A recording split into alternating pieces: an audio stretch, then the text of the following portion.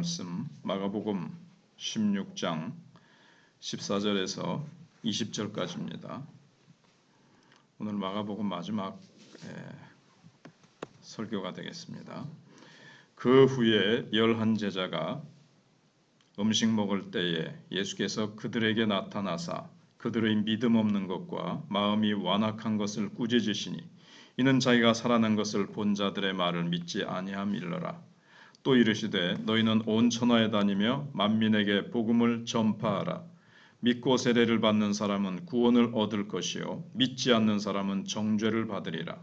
믿는 자들에게는 이런 표적이 따르리니 곧 그들이 내 이름으로 귀신을 쫓아내며 새 방언을 말하며 뱀을 집어 올리며 무슨 독을 마실지라도 해를 받지 아니하며 병든 사람에게 손을 얹은즉 나으리라 하시더라. 주 예수께서 말씀을 마치신 후에 하늘로 올려지사 하나님 우편에 앉으시니라. 제자들이 나가 두루 전파할세 주께서 함께 역사하사 그 따르는 표적으로 말씀을 확실히 증언하시니라. 아멘. 예수님은 제자들에게 이제는 내가 다시 살아났으니까 안심하라 그렇게 말씀하시기 전에 제자들에게 새로운 사명을 주셨습니다. 그것은 온 천하에 다니면서 복음을 전하라는 것입니다. 15절에 또 가라사대 너희는 온 천하에 다니며 만민에게 복음을 전파하라. 그 당시 유대인들은 잘 알려진 사람들이 아니었습니다. 아주 작은 소수민족이었고 사람들에게 유대민족이 뭐 있는가 할 정도로 한 구석에 작은 민족이었죠. 로마 제국의 한 구석에 있는 작은 식민지에 불과했습니다. 전 세계적으로도 유대인들은 다른 민족에 별로 좋은 이미지를 주지 못하고 있었습니다. 돈에 대해서 너무 이제 수전노고 너무 그 돈에 집착하고 아주 비열한 방법으로 돈을 모으고 이제 이런 것이 셰익스피어 작품에도 좀 나오죠. 하지만 예수님은 제자들에게 온 천하에 다니면서 만민에게 복음을 전하라고 하셨습니다. 예수님은 그 당시 세계적으로 가장 인기 있던 그리스인이나 로마인들에게 이런 사명과 이런 명령을 주지 않았다는 겁니다. 예수님의 제자들은 유대인들이고 그 중에서도 또 갈릴리 사람들, 정말 총구석에 가장 엘리트도 아니고 어부들, 그런 사람들에게 주님께서는 가장 큰 사명을 맡기셨습니다.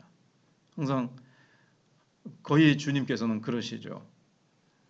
다윗도 막내둥이고 저기 양치고 있었고 다른 형들을 왕이 되는가 이렇게 사무엘 앞에서 이렇게 지나가게 할 때 다윗은 처음에 끼지도 못했던 사람입니다. 이런 사람을 하나님께서 들어 쓰시고 그래야 하나님의 영광이 더 드러나니까요. 그래서 인간이 구원받을 수 있는 길이 오직 십자가에 달려있다는 것을 보여주시기 위해서 그렇습니다. 인간의 탁월함, 인간의 선함, 인간의 능력, 재능 여기에 달려있는 것이 아니라 오직 십자가에 달려 죽으셨다가 부활하신 예수님을 믿는 것밖에 없다는 겁니다. 인간의 어떤 상태가 아니라 주님이 하신 일, 주님과 주님이 하신 일을 믿을 때 우리에게 구원이 있는 것이다. 우리에게 달려있는 것이 아니다 라는 것을 보여주시기 위해서 그렇습니다. 그리고 16절에 믿고 세례를 받는 사람은 구원을 얻을 것이요 믿지 않는 사람은 정죄를 받으리라. 믿고 세례를 받을 것을 말씀하고 있습니다. 우리가 복음을 듣고 받아들이는 것이 믿는 것이고 또 믿는 자는 세례를 받아야 됩니다. 간혹 믿기만 하면 되지 뭐 꼭 세례 받아야 되나 그러는데 피치 못할 사정이 아니면 성경은 세례를 받으라고 말씀하고 있는데 성경 말씀을 굳이 거부하면 안 되겠죠. 그래서 세례를 받는다는 것은 모든 죄스러운 생활과 우상 숭배를 버림과 동시에 교회의 일원이 되는 것을 의미합니다.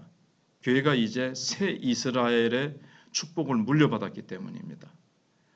육신적인 이스라엘의 껍질은 깨지고 거기서 이제 영적인 새 이스라엘이 탄생을 했는데 그게 바로 이제 교회입니다. 물론 누구든지 예수님을 마음으로 믿으면 구원받습니다. 그러나 구원이 더 능력이 있으려면 교회에 속해서 혼자 신앙생활하면 이 숯불을 하나 떼놓는 것처럼 이게 이제 식어지고 이게 이제 힘을 발휘하지 못하죠. 다 같이 이렇게 뭉쳐져서 공동체를 이룰 때, 교회를 이룰 때 거기에서 축복과 능력이 나타나게 돼 있고 거기서 서로 주고받으면서 성장하고 성숙하고 거기서 이제 힘이 능력이 이제 나타나게 되는 거죠. 서로 받은 은사가 탁 모여지듯이 손, 발, 눈, 코 이런 게 다 합쳐져서 한 몸이 되어서 이게 능력이 나타나는 거죠. 손 하나만 있으면 이게 뭘 제대로 할 수 있겠습니까? 그리고 믿지 않는 자는 정죄를 받는다 그랬는데 사실은 이미 정죄를 받은 것이죠. 누구든지 예수님의 십자가 구원을 믿지 않는 자는 자기 스스로 하나님의 구원을 거부한 것입니다. 그러면은 하나님을 전혀 알지도 못하고 성경도 모르는 사람에게 예수님의 십자가 죽음과 부활을 전한다고 믿겠느냐 하는 겁니다. 근데 이상한 것은 복음이 바로 증거되면 믿는 자들이 그 중에서 생깁니다. 우리가 저 오지에 가서 선교사들이 복음을 전하면 도저히 믿지 않을 것 같은 사람들 가운데서 하나님이 택해 놓은 사람들이 있어요. 근데 그들이 예수를 이제 믿는 사람들이 생기죠. 우리나라도 뭐 예수 믿을 것 같지 않은 나라였죠. 그런데 참 하나님께서 예수를 믿게 할 사람들을 생기게 하시고 또 그 중에서 또 신실한 성도가 생겨요. 그래서 그들이 교회를 세우는데 앞장서서 아주 충성하고 봉사하고 신실하게 그렇게 일하는 사람들이 일어납니다. 이 성령께서 하시는 일이죠. 뜨거운 부흥이 일어나고 또 기적이 일어나고 아무리 타락한 도시에 있는 사람이라 하더라도 예수님의 십자가 복음이 증거되면 믿는 자들이 생기고 뜨거운 부흥의 역사가 일어나게 됩니다. 얼마 전에 유튜브에 보니까 한 청년이 그 동성애자 성전환 수술을 한 자들만 모여가지고 그 어느 도시에서 그 아주 안 좋은 그 지역에서 막 자기네들끼리 노래 부르고 막 이렇게 뭘 즐기고 있었는데 우리 한국 청년이 가가지고 계속 아마 한국 청년인 것 같은데 그럼에도 불구하고 가서 한 명씩 복음을 전하더라고요. 도저히 분위기도 그럴 것 같지 않은데 신실하게 전하니까 옆에서 막 조롱하는 사람들이 막 있고 그래도 계속 전하니까 그중에 리더라든가 그 사람들이 아주 귀 기울여서 심각하게 진지하게 듣는 것을 이제 봤습니다.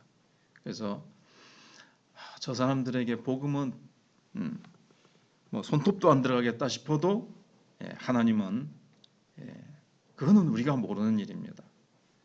아무리 악하고 음란한 분위기 속에서도 성령을 의지하고 전하면 하나님께서 기적을 일으키시고 또 혹시 거부를 당한다 할지라도 스데반도 뭐 거부를 당했는데 그래도 우리가 복음을 전하면 그 당시에 거부당한 것 같아도 그 복음 전했던 그 어떤 사건이라 그럴까요? 이것이 결코 그냥 돌아오지 아니하고 언젠가는 이들에게 어떤 역사를 하는 거죠.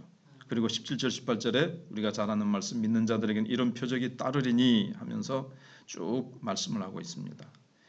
우리가 전하는 복음 안에 강력한 능력이 있다고 말씀하셨습니다. 그 중에서 우선 중요한 것이 사단의 세력을 부수는 능력이죠. 내 이름으로 귀신을 쫓아내며 그랬습니다.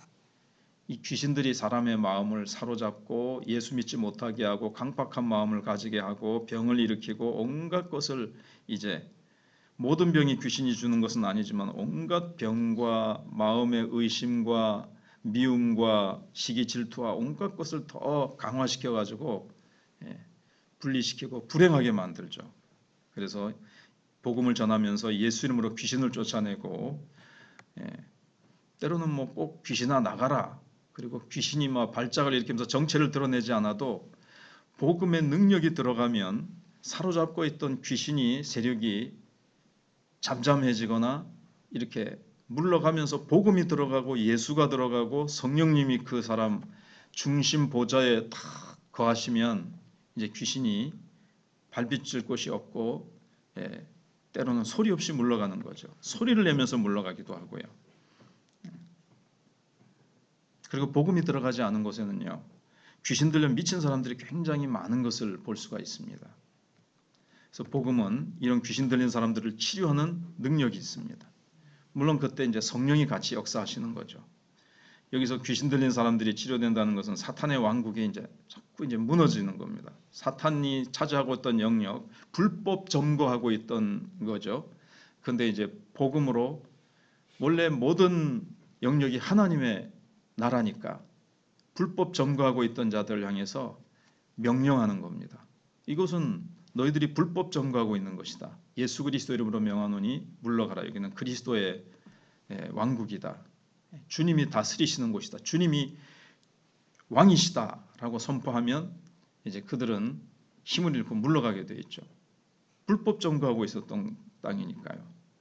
원래 주인이신 예수 그리스도의 이름을 선포할 때 물러가게 돼 있습니다. 그래서 오랫동안 사람들을 속박해 놓고 미신과 구습으로 괴롭히던 사탄의 왕국은 붕괴됩니다. 어디든지 처음 복음이 증거되는 곳에는 미신의 세력, 구습과 치열한 이 영적 싸움이 있습니다.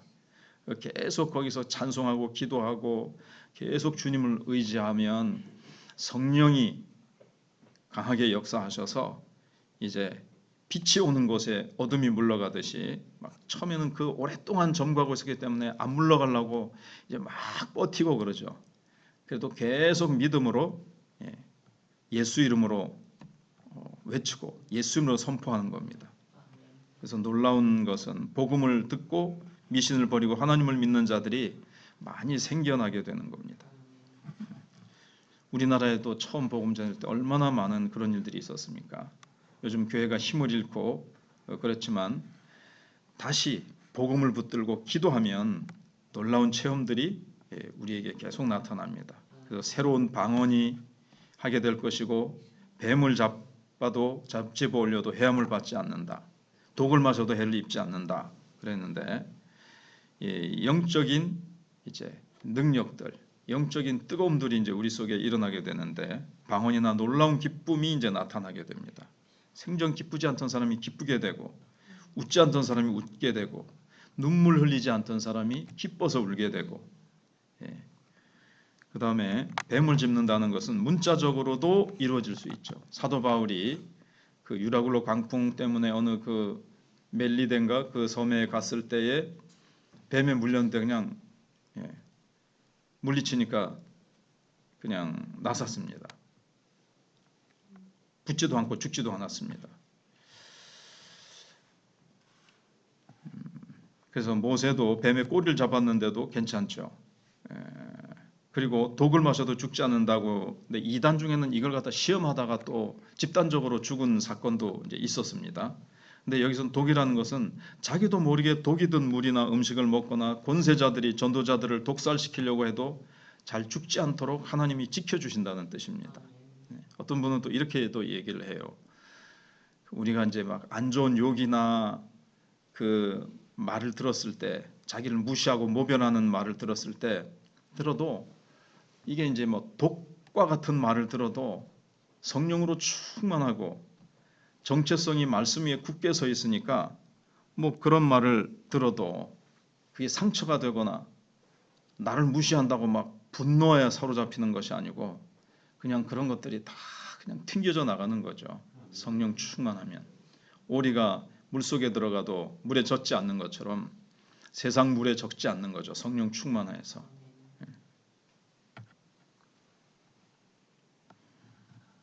그래서 하나님이 다른 모든 것을 지켜주실 테니까 두려워하거나 걱정하지 말고 복음만 전해라. 다른 어떤 독소적인 요소, 위험한 요소들을 주님께서 막아주신다고 말씀을 하셨습니다. 그래서 우리가 잘 아는 대로 사도 바울이 다니면서 얼마나 많은 돌을 맞고 비난을, 또 같은 동족인 유대인들의 방해 속에 얼마나 많은 핍박과 고통이 있었습니까? 그냥 자기의 힘으로 했더라면 포기하고 낙심하고 절망했을 겁니다. 지쳐서 그야말로 나자빠졌을 겁니다. 그러나 그 속에 하나님의 사랑이 강권하고 하나님의 사랑이 붙들고 바울의 마음속에 계속 뜨거운 열정, 뜨거운 그 영적인 흥분과 기쁨이 계속 솟아났기 때문에 그 모든 것을 뛰어넘는 능력이 이제 그 속에서 계속 발휘되는 거죠. 예, 사도 바울이 주야로 기도했기 때문에 그 기도 속에서 그 성령 충만함으로 그렇게 감당했던 겁니다. 손을 얹고 기도하면 낫도록 치료해 주시겠다고 약속하셨습니다. 낫든지 안 낫든지는 주님께 달려 있고 우리는 그냥 믿음으로 손을 얹고 기도하는 겁니다. 그러면 하나님께서 직접 치료하실 분은 직접 치료하시고 의사를 통해서 치료해야 될 사람은 의사를 통해서 또 약을 통해서도 하나님이 치료해 주시고 예, 또 안수해서 나을 사람은 안수하게 해주시니까 아이고 안 나서면 어떡하지? 근데 내가 하려고 가니까 이제 두렵고 그런 거죠. 주님이 하시는 거고요. 외적 증거보다 내적 증거가 더 중요합니다. 그 사람이 예수를 믿고 변화되는 것. 병이라든가 암이 떨어지고 뭐 귀신이 소리를 지르며 나가는 외적 증거보다도 그 사람이 예수를 받아들이고 그 사람이 옛 습관을 끊고 죄를 등지고 빛 대신 예수님 앞으로 나와서 변화되고 새 사람 되는 것, 이것이 가장 큰 증거고 이것이 가장 큰 복음의 기적이고 능력입니다. 죄인이 예수 믿고 하나님 자녀가 되고 지옥 갈 사람이 천국 백성이 되는 것이 가장 큰 기적이죠. 아무리 병이 낫고 기적을 체험해도 예수 안 믿으면 결국은 정죄받고 지옥 가는데, 그래서 19절 20절에 예수님은 하늘로 올라가셨습니다. 하나님 보좌 우편에 앉으셔서 지금도 교회를 돌보시고 세상을 통치하시고, 지금 예수님은 이제 하늘로 올라가셨다는 것은 예수님이 하실 구원 임무는 땅 위에서 하시는 일은 다 마치셨다는 거죠. 완수하셨다는 겁니다. 하나님 이제 다 쉬고만 계시는 것이 아니라 지금도 하나님 보좌 우편에서 기도하시고 성령을 이제 올라가셔서 부어주신 다음에 교회를 통해서 예수님의 몸이지 않습니까?